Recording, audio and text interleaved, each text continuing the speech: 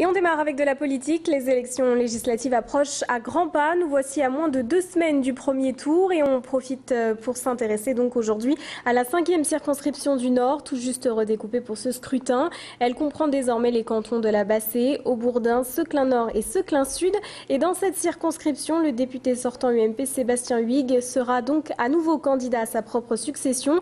Il retrouvera comme principal adversaire le socialiste Alain Cacheux. Le candidat de la droite dénonce d'ailleurs le parachutage de son concurrent. Pour Sébastien Huyghe, Alain Cacheux ne respecte pas le non-cumul des mandats. Le candidat du PS est aujourd'hui le président de LMH, bailleur social de la métropole lilloise. Pour rappel, cette circonscription avait voté à plus de 22% pour le FN lors de la présidentielle, mais le candidat UMP croit à la préférence locale pour cette élection législative. Macha Grenessen a rencontré le député sortant, candidat UMP donc de la 5e circonscription. Le vote Front National se fait lors de l'élection présidentielle pour adresser un message. Après, dans le cadre de l'élection législative, il y a cette dimension locale qui entre en ligne de compte.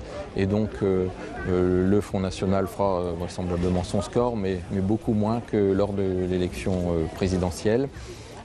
Et puis, il y a aussi le fait que la participation à l'élection législative, malheureusement, diminue par rapport à l'élection présidentielle. Et donc, faire 12,5% des inscrits, ça veut dire qu'il faut faire entre 18 et 20 pour être au second tour.